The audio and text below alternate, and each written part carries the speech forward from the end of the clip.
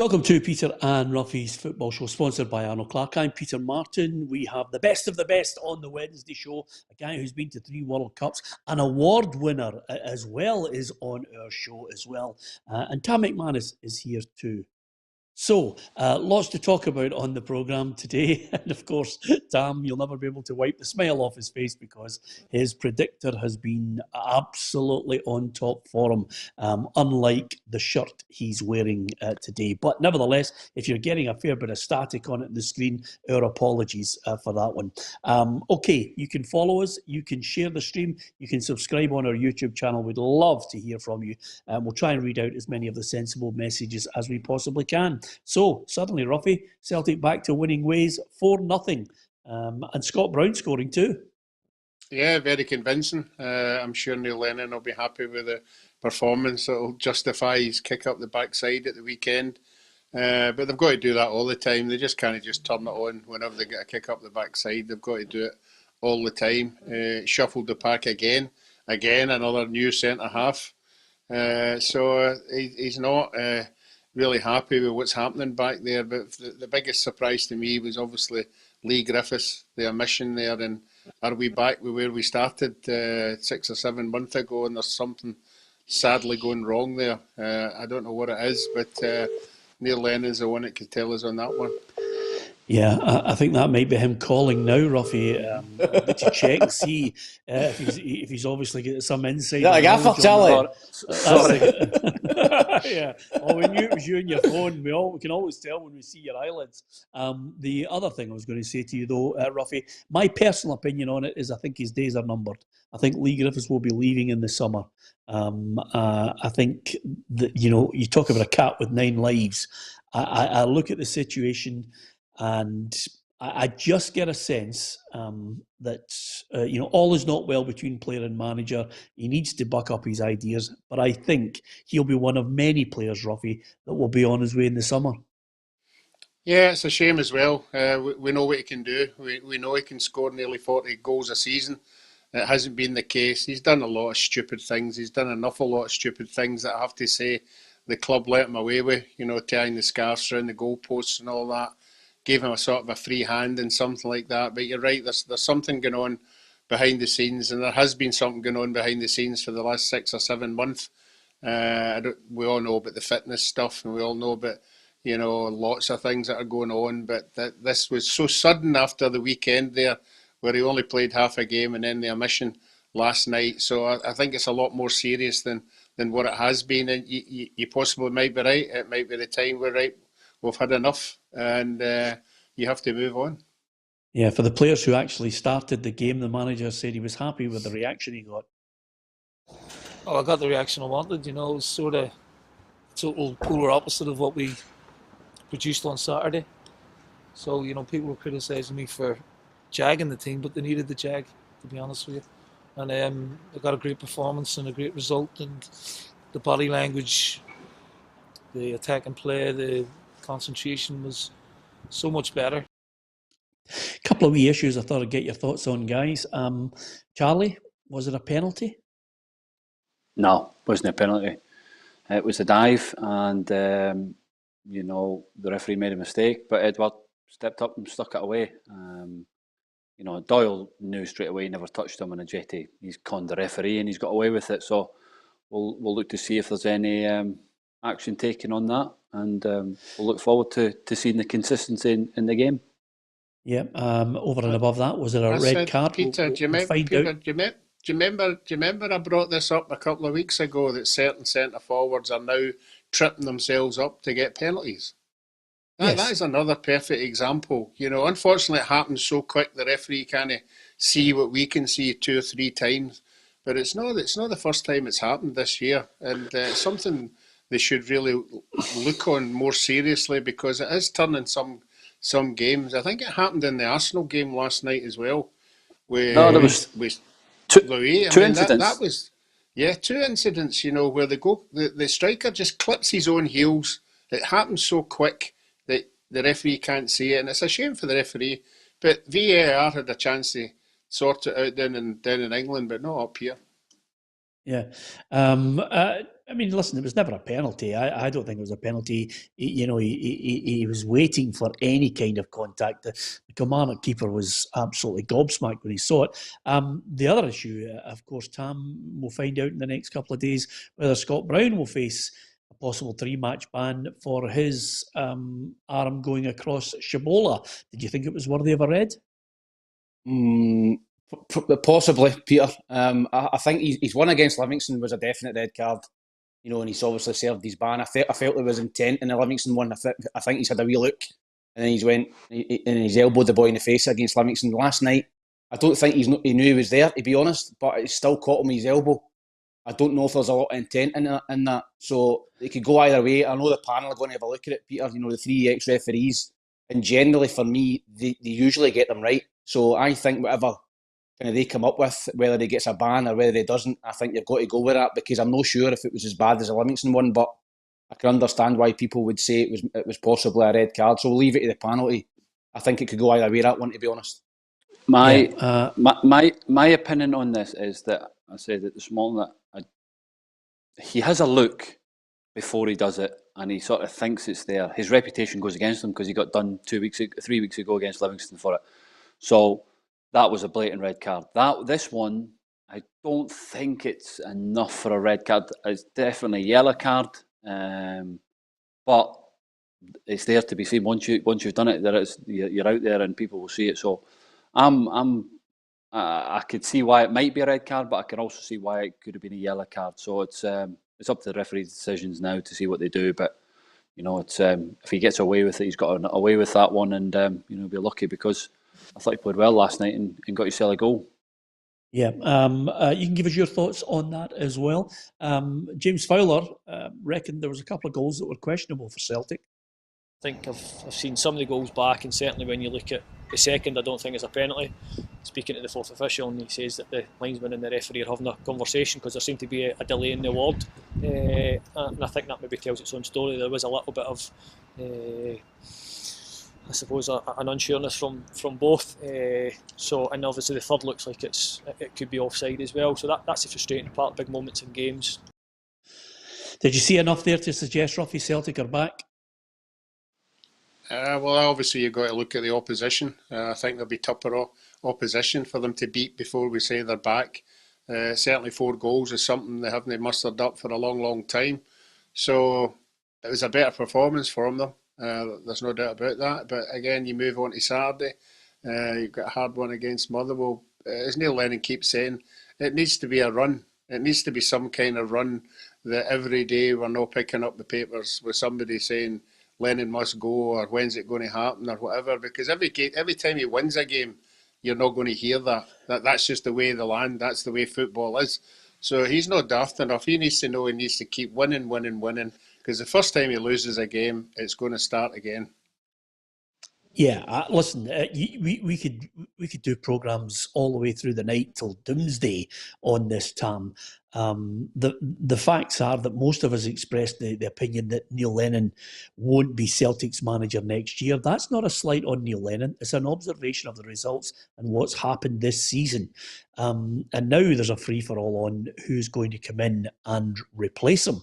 What I don't like, though, is there's a campaign from a section, and I would suggest it's a minority of Celtic fans who are putting these badges around with his face with a red sign through it to get him out. I don't think that's helpful. I think that's just a negative campaign from a mindless minority. Yeah, listen, I seen that the other night, Peter, on Twitter, and I think it's wrong. You're every entitlement to voice your opinion about the manager. Listen, we all on this panel feel as if Neil Lennon shouldn't be the manager of Celtic, but he is. I think you've got to give him a little bit of respect. It's up to the board, to be honest. It's up to the board. If they want to sack him, they want to get rid of him, then it's up to them to pull the trigger. Neil Lennon's in there, going in there every day. I'm sure he's trying his best. He's trying to, he's trying to get a few results for Celtic, try to keep his job. So, it's up to the board, really, for me to go and, if they want to put the axe down. But I think some of the stuff on social media is needless, especially when Neil Lennon's been through a lot in his life, in terms of, getting bullets sent in the post and stuff like that. I just think it's a bit crass, some of the stuff that I'm reading about him on social media and some of the campaigns. You have every right to voice your opinion, but do it in the right manner with a wee bit of respect. Yeah, absolutely. And I think, Charlie, some people have got short memories of what Neil Lennon has come into. Brendan Rodgers goes, Neil Lennon comes in and steadies the ship. And then after winning one title, wins another title and secures the quadruple treble. I think the words that Tam used there, respect, is a key word, which is, for me, lost at the moment because some people are obviously going crazy in houses and their morals are in the gutter. Peter, he's gave 20 years of his life to Scottish football and managing Celtic and playing, and to be treated the way he has been treated has been, like you say, no respect at all by a small minority. Even Peter Lawwell, he's won 13 out of 17 championships, and the way they're getting treated is as if like they've won nothing for years. They've had one bad season. Okay, it is a crucial season, but it's mindless, people. And I was just about to ask the question: do you think Neil Lennon is, putting himself in a shop window for the new chief exec coming in, because he'll be looking to make a decision for next season, or do you think they've already made a decision? The new guy coming in knows that he spoke to Dermot Desmond, saying we're going to make a change. My view personally on this affair, and you feel free to jump in, Tam and Roughie, and you can give us your view as well if you're watching the programme. My view is that Neil Lennon, they'll probably wait till May unless something catastrophic like 2 heavy Old Firm defeats. I'm not sure why they're waiting till May. Whether it's something in his contract with his bonuses or not is open to debate, Roughie. But my view on the whole thing is I reckon that Dermot Desmond does his business quickly, agrees a deal with who he wants. He's got that man in his mind. I think he's already spoken to that man. I think the person that he's identified has possibly looked at it and said, look, I don't want to come in with a failed side, with a number of players that I don't want there, and I certainly don't want to come in and have to, in effect, put fires out all the way to Rangers' coronation to the title. That's my view on it. Yeah, I think there's lots of views on it. I think one of the reasons that he is still there is because of what he's done to the club, because what he's done for his whole entire career at the club, not this season, the 10 in a row season, which is a big hit for the Celtic fans. But I think the reason he's still there is because they've looked at the bigger picture of what he's actually done for the club. And this has been a bad season for him. He's already admitted that. I think they'll let him see the season out. I think they will eventually decide they're going to go for somebody else. But at this moment in time, I just don't think they want to talk about it. I think they want to try and get the season finished.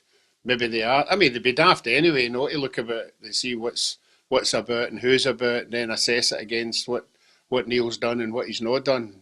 So I think we're all sort of guessing, and they are good guesses. There's no doubt about it. I mean, but at the end of the day, Neil believes that if he goes on a run and wins the Scottish Cup, he's still in a job. That remains to be seen, which way the new guy's thinking. But I think the new guy will have talked with Peter Lawwell and they'll have talked with Dermot Desmond before he's taken the job, so he'll know exactly which way he should be going on this shout, because it's him that's going to make the shout. But why does Peter Lawwell have an input into the new Celtic manager? No, not the manager. He shouldn't. For me, he shouldn't have an input. The next manager should be made by the new chief executive and Dermot Desmond. Peter Lawwell can he have a say? Surely doesn't have a say in all I'm saying, Charlie, is he'll had a word with the new chief executive. He'll give him his view and the way things have went, just to fill him in and where they are. I agree with you. He won't be picking the new manager. Dermot Desmond will pick the new manager if it is a new manager. There's no point, Peter. There's no point in anybody coming in now. Really, is there? There's 12 league games left. Roughie's talking about the Scottish Cup. I think the Scottish Cup will be scrapped this season. I don't think they'll play that. I think that'll be next season. So I think they've got 12 league games. Do you sack Neil Lennon now? Who do you bring in? John Kennedy and Gavin Stratton to see the season, and then you need to pay Neil Lennon off. I don't understand it. I think they're going to give him to the end of the season now. They've got to. There's no other option. And as you said, Peter, no managers want to come in now for 12 games when the team's a shambles. and maybe get a couple of downs after Rangers and finish 20, 25 points behind, he's off to a poor start already. No matter what you say, Celtic managers don't get time. He's not going to get time to settle in. As soon as he comes in, he's judged. So I think that Neil Lennon will get the end of the season. I don't see any point in sacking him. Now, if they wanted to sack him, they'd have done it 8 weeks ago. Scott Crane says Celtic can't afford to sack him on our messages. Scott, I think you're well wide of the mark there, Scott.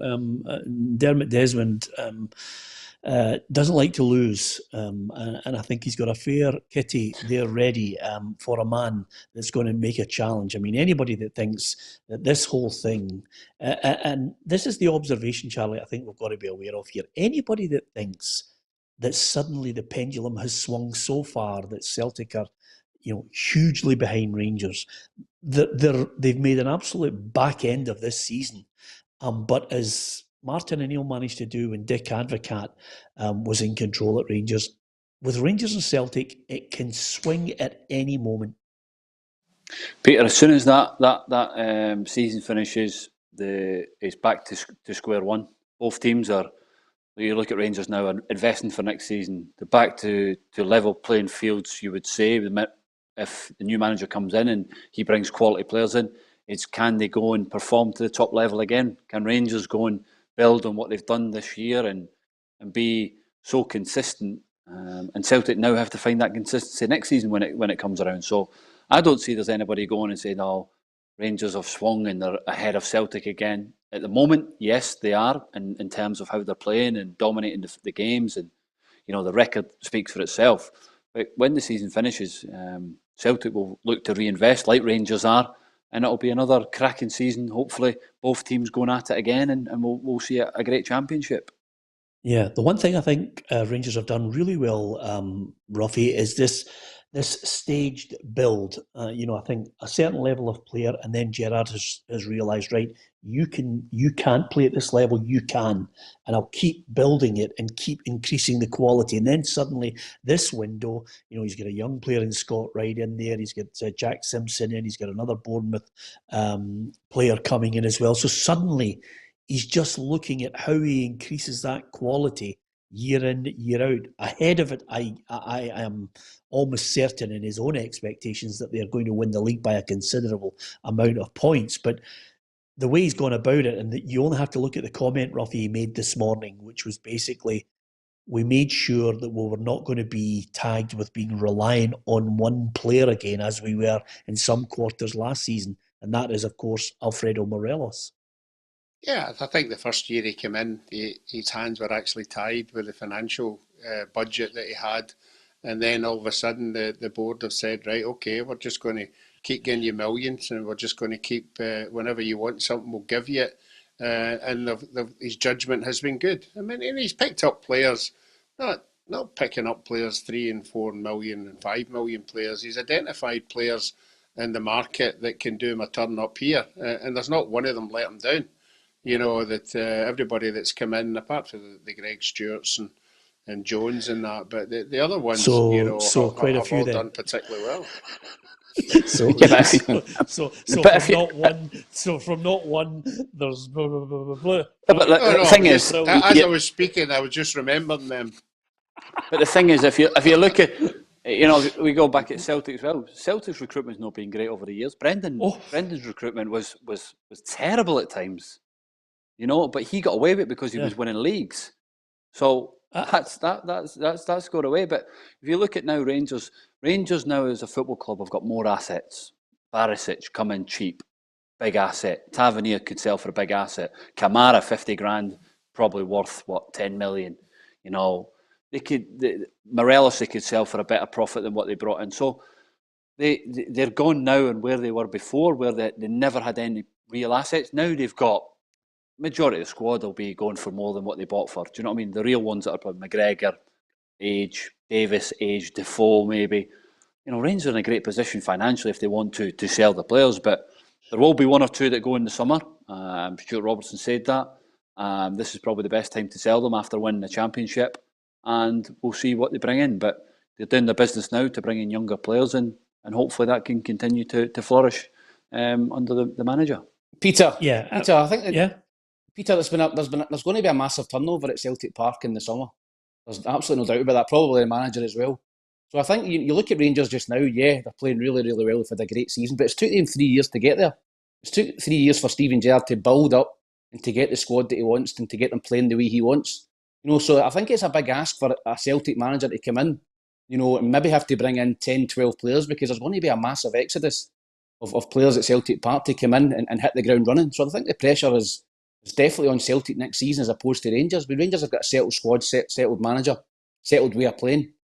I think so. I think the Rangers would be favourites again next season to win the league, judging by the amount of players that Celtic have got to bring in and the amount of players that's got to settle into Scottish football. Yep, I think you're right. As far as Rangers are concerned, obviously accruing as many points as they possibly can is the key. They've got St Johnstone tonight, and Steven Gerrard says he's well impressed with the way the Saints go about their business.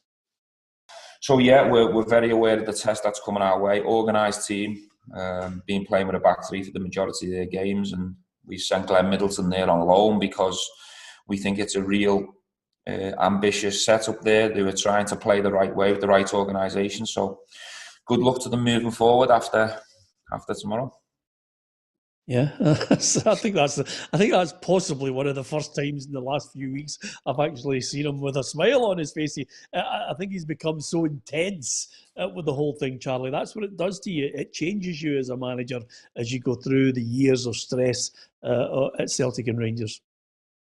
It's the pressure of being Rangers manager, and I think he's relished it. I think he's taken on board. I think in his early tenure, he said one or two things that he regretted. I remember back to the first day against Aberdeen away, first game, he said a couple of things ill-advised, I think, from the media people there at the time. And he regretted that. And now he seems calm, he seems assured in what he wants.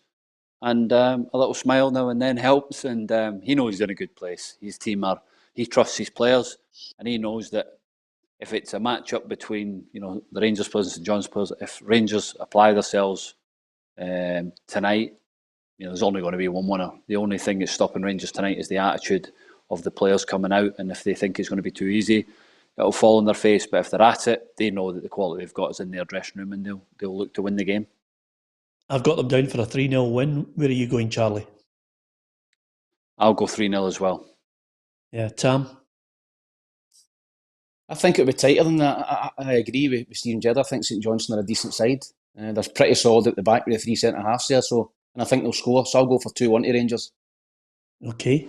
Roughie, some people thinking you've fallen asleep, but when you close your eyes like that, it's because you're looking down, writing everything down, aren't you? Yes, Roughie? I am. I certainly am. Yeah. It's getting so tight up there at the top and the bottom of our predictions. It's getting very crucial. It's getting very crucial now. You don't get bumped for an odd point or two.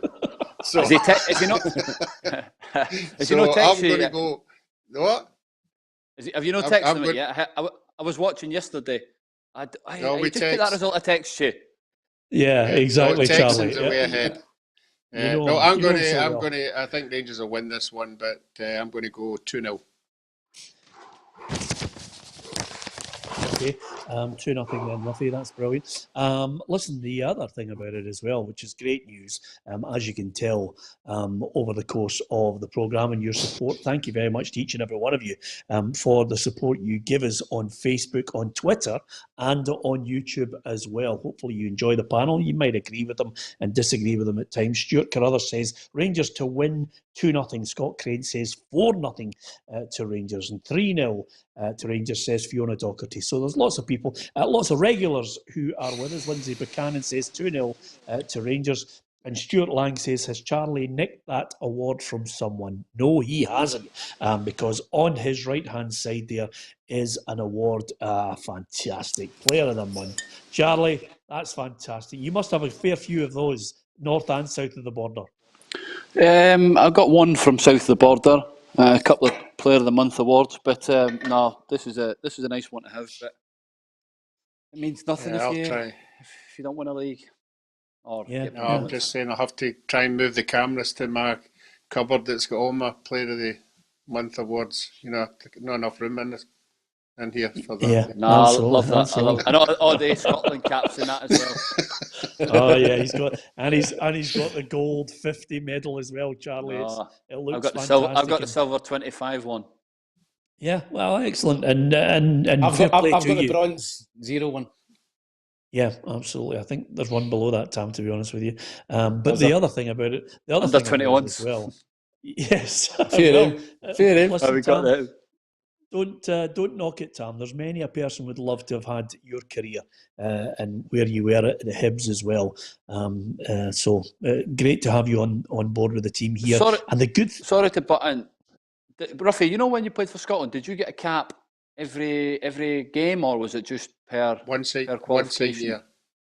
Once a year. Oh, we I've got a few because of, if you get if you actually play in the qualification games, you get a cap, and the friendlies you get a pennant. So it was I've got a few of them. So you don't it's all changed. I think you actually get them for friendlies as well. I don't think you do. I'm not sure. But the England lads only get one a year as well, which is strange. Yeah, that's great. Tam, what are you doing tonight? You want to go out? We'll just go for a pint.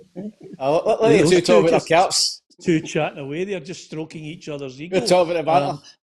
And exactly, another good thing about it as well is, if just in case you're wondering, a lot of people saying to us here, is Charlie having a beige day at the moment? Well, the good news is not only has Tam managed to get a couple of columns and other work elsewhere, but Charlie will be on, Property Brothers in America, and of course, he'll be on Bargain Hunt the Lot with that beige background there. The home programme. What's that other one? Homes Under the Hammer.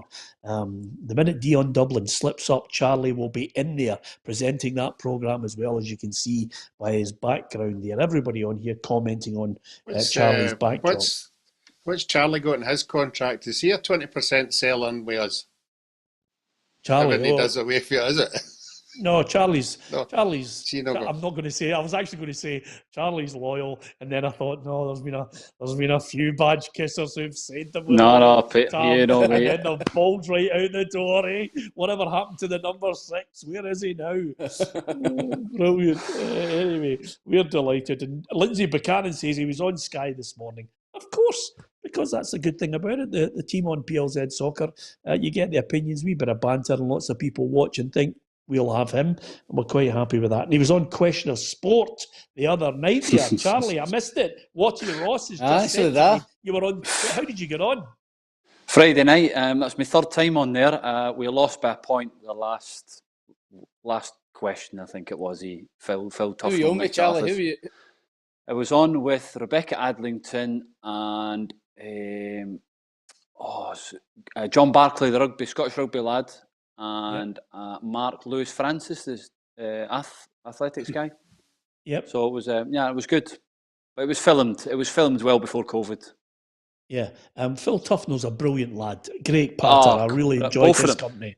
Even Matt Dawson, great lads and great guys. Do you know what I mean? Make you feel welcome out. They're brilliant. Excellent. We talk about anything on here, Tam. It's absolutely fantastic. So we've got Rangers for the win. Just out of curiosity, Tam, we're talking about managers under pressure.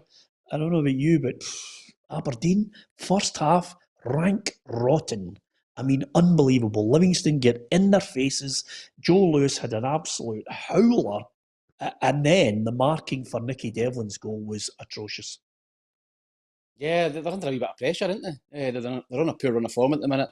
I've seen the goals last night. Joe Lewis, usually very reliable in goals, but it wasn't a good night for goalkeepers in general last night, because the Kilmarnock goalkeeper was shocking, and obviously St Mirren goalkeeper gets sent off. So it wasn't a good night for Aberdeen. And listen, Hibs go above them now into third place, and it sets up a cracker on Saturday. Easter Road, Hibs against Aberdeen, and I think if Hibs win that game, then you will see you might maybe see a few more banners up at Aberdeen shouting for McManus to get out. So that's a huge game for both teams, I think. Yeah, Roughie and the Goalkeepers Union, what an absolute howler of a goal that was that Joe Lewis led in. Yeah, he's obviously anticipated picking it up and throwing it all at the one time without really concentrating and getting the ball in the first place. But it just shows you it doesn't matter who you are, you're going to make them. Even the best goalkeepers in the world have had howlers, and the one that always springs to me is Oliver Kahn in the final. And he was top notch. But No, I think if you get down the years, you know you're going to make mistakes, but you've just got to forget about it and go on with the next one. Yeah, Charlie, what about, well, first of all, what about, again, quite simply, if you think you're going to get away with nobody noticing you've had a costume change to try, honestly, you're not real. I mean, with all your success, you're still hampered by somebody saying, Because you hammered these beige jumper. I'm trying to make you show. No, I need to make you show. You know what I mean? I want people to notice me, not just that. Yeah. He's sitting next to me. He must be roasting. Yeah, how long? How long will it take you to strip the wallpaper? Yeah, exactly. For the next break. Charlie, don't worry about people not noticing you. The minute you open your gob, they're all on you trying to cane you. It's fantastic. Listen, Charlie, what about a word for Livingston? That's, it's 11 wins from 26 games. It's fantastic. It's phenomenal, Peter. I think, like I said previously in the show, I think it could be between him and Steven Gerrard for manager one, David Martindale. I think he's done an incredible job. Okay, we understand that when he got the job, he might have a bounce, but he's just carried it on, isn't he? He just keeps winning football matches, and that's what you're judged on, winning football matches. They're in a great position now in the league, and if Livingston finishing that top six, it'd be phenomenal for them. Yeah, absolutely. Thanks to Stuart Lang, who's absolutely caned you, Roughie. He says, Roughie had a howler 78 World Cup. I don't think it was your fault, Roughie, to be honest with you. No, the bad near post goal against Iran was... Yeah. Shouldn't have get beat there. Yeah, absolutely. But was the whole thing your fault? I don't think it was all your fault. Well, then you move on to the Peru game, they probably free kick. Kivalas. I forgot about and the night and then there was a Holland second goal. And then what? So maybe it wasn't. Maybe the guys got a point. Stuart, actually, you have got a point. It was Roughie's fault. I don't even know why I tried to defend him. You're absolutely remember and tell Stuart that you've got to be good enough to go to these tournaments. I totally agree with you. Absolutely. That's a great point, Roughie. I've never heard that one before on the show. Anyway, apart from anything else, well done, Stuart, for caning him. We like a bit of banter on it. Tam, your boys were lucky. I mean, St Mirren were the better team. You boys were a get tanned last no night. Chance. If St Mirren had 11 on the park, you'd have been battered. Peter, the first 36 minutes, it was the worst football I've ever seen in my life. I was falling asleep at the commentary box. It was terrible. There wasn't a shot on target, I don't think, in 36 minutes. And then obviously a short pass back for Hayes, and the goalkeeper comes out and wipes out Martin Boyle. Listen, it's a definite red card. Martin Boyle just gets his toe in there. He's just going to nick it round him and put it in the empty net. Goalkeeper comes out, wipes him out, straight red, and that obviously changes the game. Changes the game big time. Hibs, second half, got their goals. St Mirren, but to be fair to them, they kept two up front. They brought Jonathan Abika on and played him up front initially with Brophy. So they kept the two up front with 10 men. So it was really positive from Jim Goodwin. We got back in the game with a great goal from Abika, and Hibs were, I wouldn't say hanging on, but it was a wee bit nervy in the last 5-10 minutes. But I think a fantastic result for Hibs. St Mirren have been flying. And, 9 points out of 9 against St Mirren this season. So I think it's been a great return against a good side. So obviously it puts Hibs back into third place. A huge game coming up at the weekend, but it was great to see Jamie Murphy also back to form. He's took a wee bit of stick the last few weeks for his performances, but I thought he was excellent last night and Hibs' best player. Yeah, Jim Goodwin, fairly philosophical about the defeat with 10 men on the park. There was nothing in the game. If anything, I felt we were probably on top, and we were controlling large periods of possession. Probably had the better chances in the opening half an hour, and it was extremely disappointing to lose Jack Anick in the manner that we did. Yeah, was it? I mean, I don't think anybody is in their right mind, Roughie, would contest the red card for Jack Anick. I don't think it was a stonewall penalty. I thought there was a covering centre half that would have got him if he'd went round him. I know there was a sending off that we debated before, but that was because the centre half was so far away. Yeah. Are you talking about the same game we're talking about, Roughie? We're talking about Martin Boyle. We watched Serie A last night. Yeah, we're talking about Martin Boyle putting the ball past Jack Anick. Dutch football. Jack Anick gets a red card. Yeah, that one. Yeah, right. Yeah, I'm way you know. Yeah, but Stonewall red. Come on. Sending off, yeah, absolutely. You know the Beatles. Goalies union here, isn't it? Yeah, absolutely. Just got to check with you every now and then. He's at a window. Yeah, absolutely. Well, listen, what's the feedback? And I'm going to get Charlie's thoughts on it in a moment. Tam, what's the feedback on Hibs and the conduct of Naismith and Porteous? Listen, I think obviously there's been bids come in for both of them during the window. Both are young players and have had good seasons so far. In terms of Kevin Nisbet, I'll start with him first. I think he made the wrong decision to put the transfer request in. He signed a 4-year deal in the summer. I understand that, listen, it's a big move. You know, you can become a millionaire at a stroke of a pen. So he's obviously wanting to go there. And I totally understand that. But I don't think he's been well advised by his agent or whoever his representative is to go and hand the transfer request in. I think that was trying to force Hibs' hand to accept the offer from Birmingham. Maybe it was Birmingham who said to him or his agent, put the transfer request in and try and force this through. So I think it left a sour taste in the mouth of Hibs supporters who idolise Kevin Nisbet.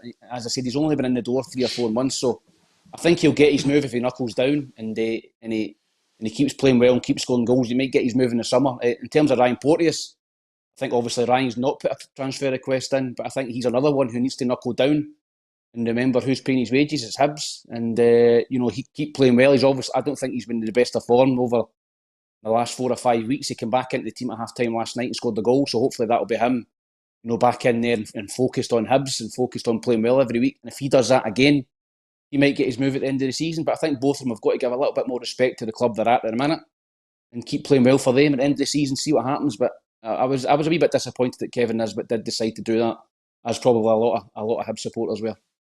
Yeah, Hugh Scott says, Tam, where is the loyalty to Hibs for Nisbet? Happy to sign in the summer, but all of a sudden he wants away. That is I've just mentioned that. Yeah, here's what Jack Ross had to make of it.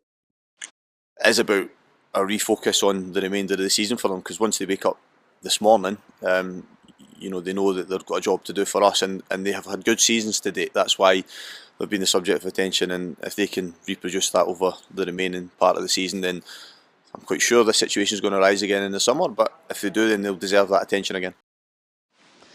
Okay. As far as Porteous is concerned, he came out after the game to talk about the transfer speculation of both himself and Kevin Nisbet. Kevin and myself will give everything for the club and for the team.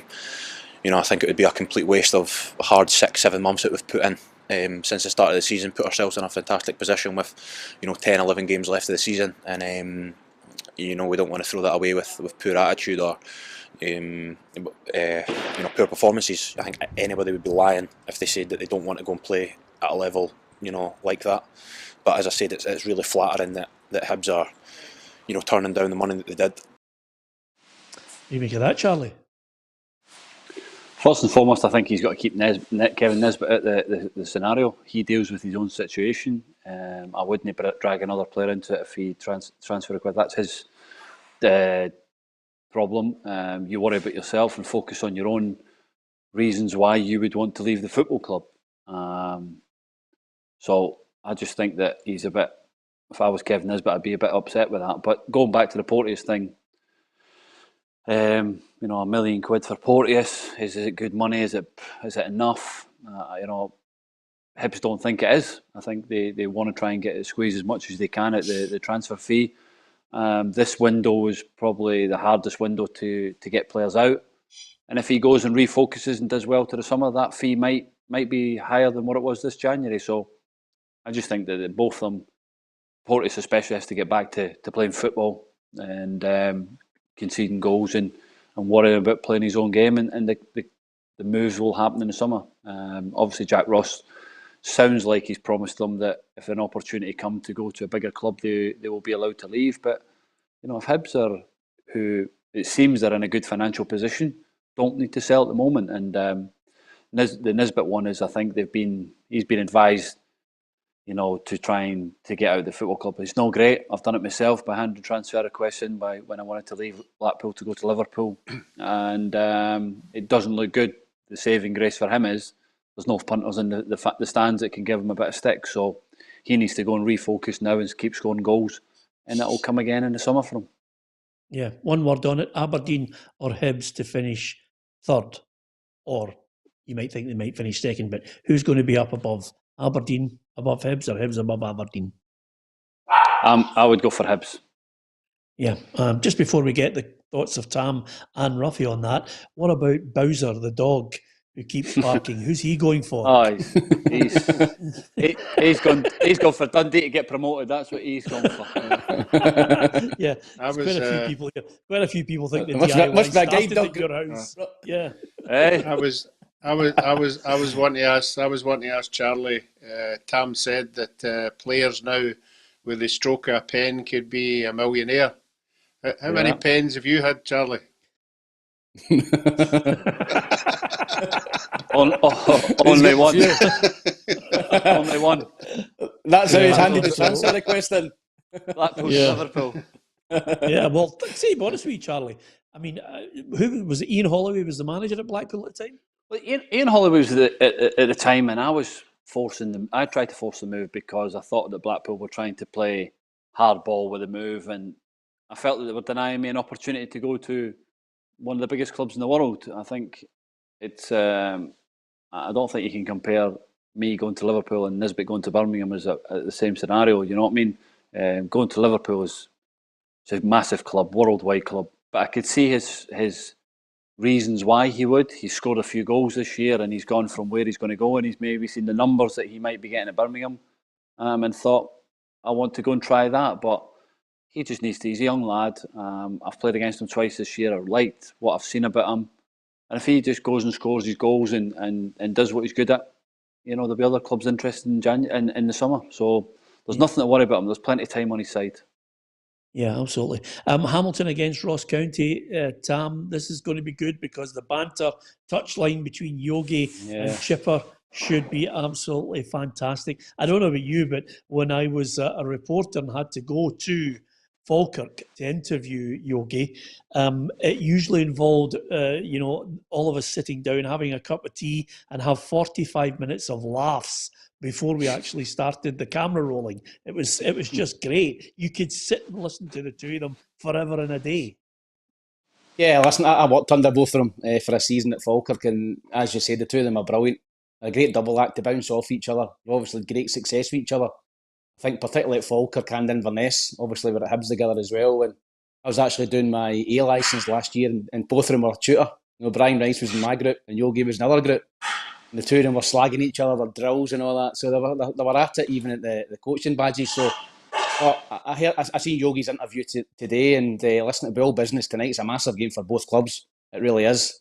I think if Ross County can win that game tonight, you'd really, really fear for Hamilton Accies. Because Ross County, I think, will stay up. I think it's a game that Hamilton need to win. But I don't think they will. I think Ross County will go down there, and I think they've got better players and a better squad, and I think Ross County will win the game 2-1. Yeah, I've got it as a 1-1 draw. Charlie, where are you in this one? I'm not sure. I don't know where I could see it. I think Hamilton's a difficult place to go, and we've written them off enough this season to think that they're dead and buried. But I think that I could see Hamilton nicking this 1-0. Yeah, Roughie?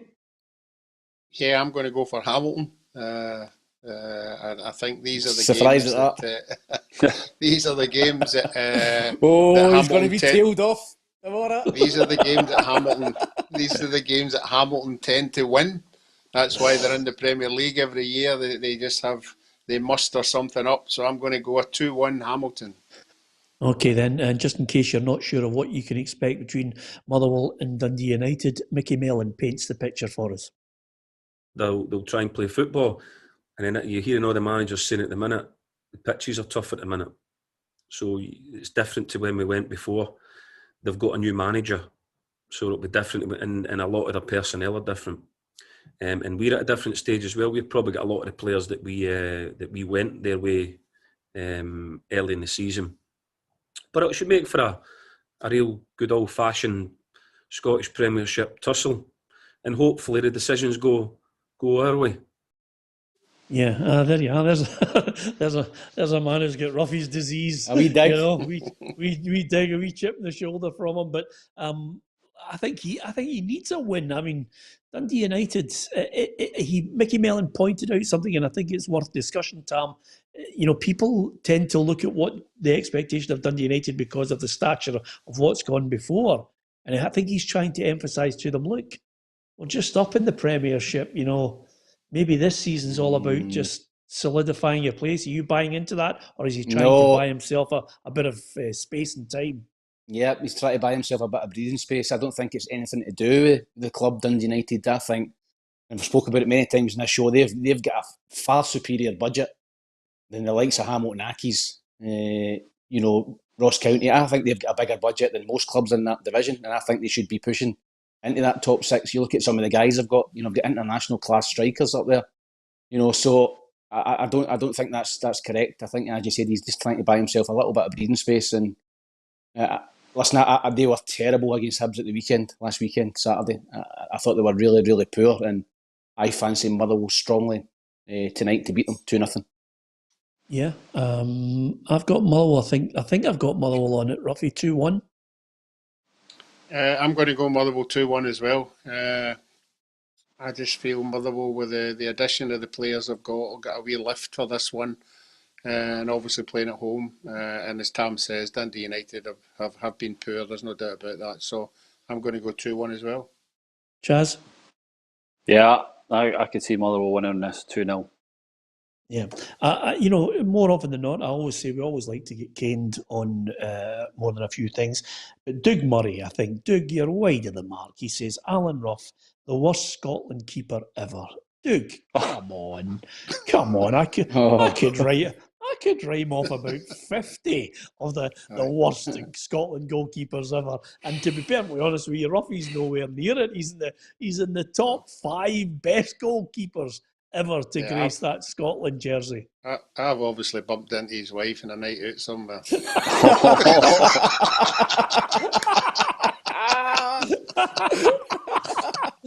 Ruffy, you'll know that's possible. I knew he was going to say that. That's possible. I just had a feeling it was nothing. It was coming. Football. Doug's been funny. Doug's just as. He just threw the kitchen and he just walked out the kitchen door and went, by the way, do you know Roughie? Absolutely. I've heard that gag as well many a time. Yeah, absolutely. Doug, is tongue-in-cheek. He's having a laugh with us. But the great thing is there are some lots of viewers, Roughie, who don't actually... they look at you and think, oh, there's a pundit, but we don't actually remember him or what he did or where he played and things like that. And I mean, that's fair to say, Roughie. You're of a generation not in Charlie and Tam's bank. I mean, I don't need to be your lawyer, but, I was lucky enough to witness those great days when you were playing in a Scotland jersey and, may I add, a Thistle jersey. Yeah, well, you know me, I don't like... You don't get into 5 Hall of Fames at the teams you were at if you're rotten.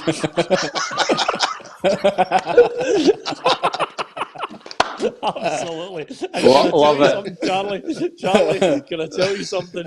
He's actually miffed. He's not in the Celtic Hall of Fame for one season with 5 appearances. He's in a Hall of Shame with him for his nights out up in Vicky's.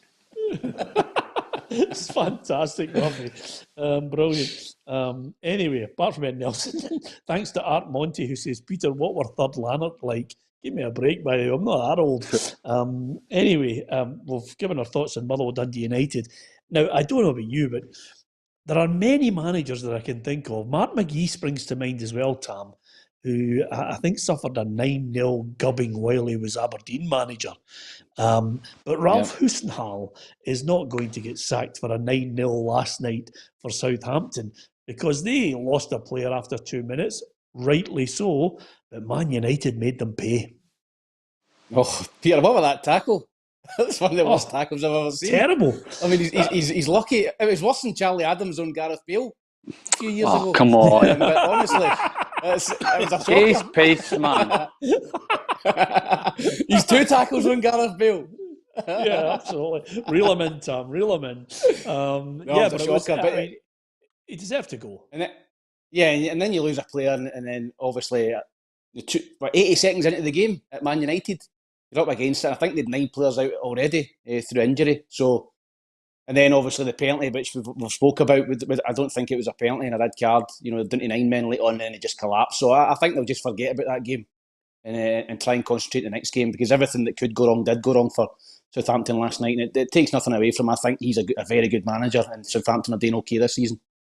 Yeah, and as if to rub salt into the wounds, Ole Gunnar Solskjaer thought they could have scored more. It came from them. They drove it on. The players out there, Harry, Victor, David, the ones at the back, played the ball quickly. Scots played the ball quickly, so we got on into their half and last third, and then they wanted more and more and more. So, when you play football, you just have to make the most of it. It might be the last game you play, and you never know. So, and they played like it was going to be, or it could have been the last game. So, very pleased with everyone. Yeah, I'll tell you one thing, Charlie. I do like the boy Cavani. I love his movement. Gravy. I think he looks sharp. I think he is he's the type of centre forward I like. Good touch, sharp around the box. Just great to watch. Movement is a lesson for any centre forward. No, he's phenomenal, isn't he? His career speaks for itself, and obviously on a free from PSG, but they'll be paying big wages for him. So, listen, you pay for what you get, and if you're paying top premium, you're getting a top player, and he's that. He's, like you say, his movement, and he's probably the only recognised number 9 they have. So he'll be a big asset to them for now to the end of the season, getting them goals, and they're probably a bit worried they never got him in a little bit earlier in the season, but he is a top player, and they'll score goals. Yeah, absolutely. I do feel a bit of sympathy for David Luiz. I thought the referee got that one wrong. It was very similar to the Hedges, wasn't it? For Aberdeen, It was identical. On you go, Roughie, sorry. No, I'm surprised that he just accepted it. He usually goes apeshit at anything that's against him, but he never complained at all. So he must have thought he did touch him. But I think if it's a look back again, for me, the striker just tripped him up. If Tam Cowan can get away with it, we can get away with it. No. Can I just say to people who are under the age of 16 who watch this programme, my apologies for Roughie's language. I mean, it's just outrageous. I mean, Tam can get away with it. They get away with it. That's his job. But you of all people, Roughie, who came from commercial radio, where you're not allowed to say things like that, and you've got Ofcom jumping all over you. I mean, honestly, Roughie, you've let yourself down. I'll apologise to all the listeners. I apologise. Yeah, absolutely. More sincere. I mean, Charlie works for 5 Live as well. There's none of that profanities like that, Charlie. You've got to retain a certain amount of dignity. Peter, if you want class on your programme, you've got to keep it at a certain level, haven't you? We can't be dropping to certain standards of other stations and things like that. Absolutely, that's what I love about you, Charlie. Ever since you've changed that jumper, you've just moved up a level there. That's absolutely top drawer. And of course, big Roughie's on the gin today, says Niall. And Graham Patterson says, "Gone yourself, Roughie." So clearly, they're all happy with your language, Roughie. Anyway, if you had been here on the settee, Roughie, I would have punched you on the right shoulder. You know that yourself. Listen, just the games tonight, which one is going to get your attention?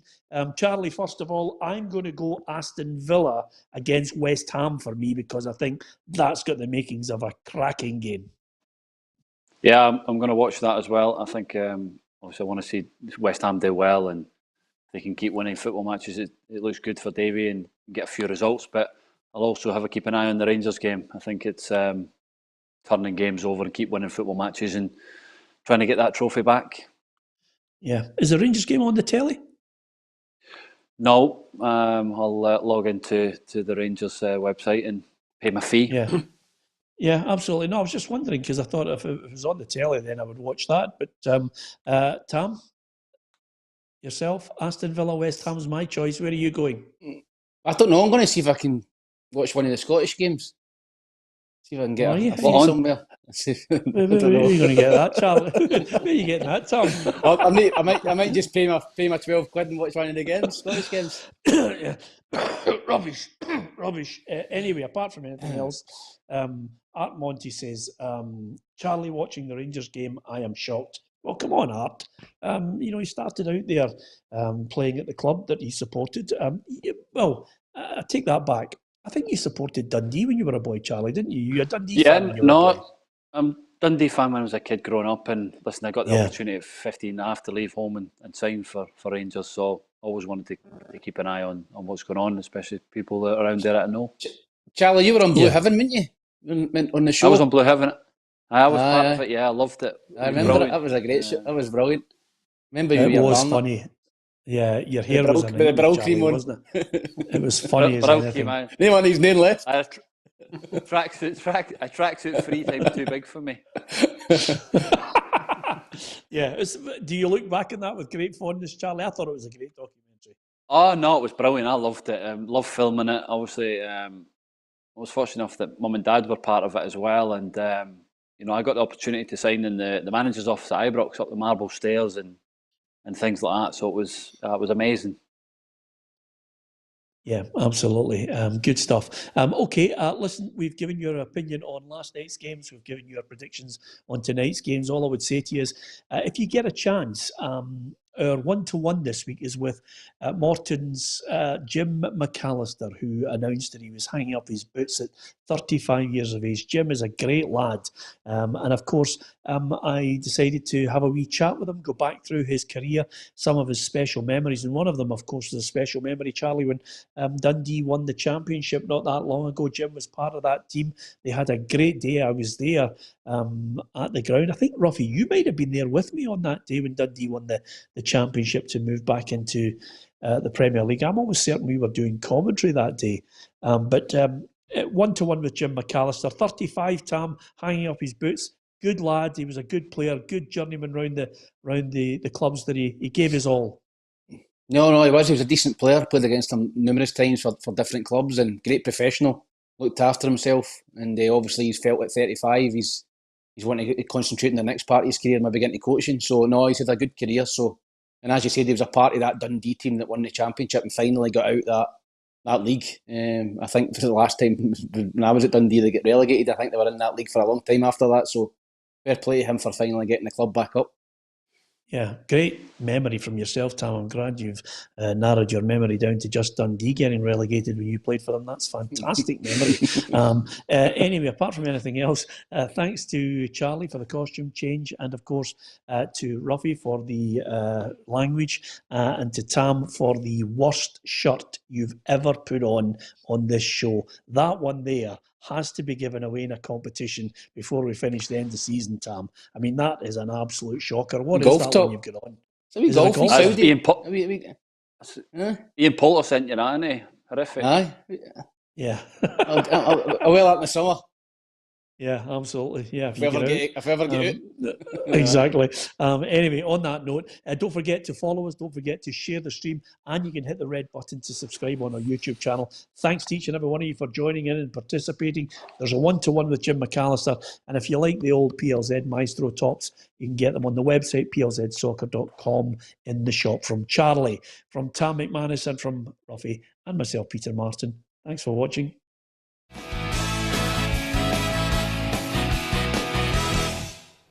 Expect the best used car deals guaranteed. Visit arnoldclark.com.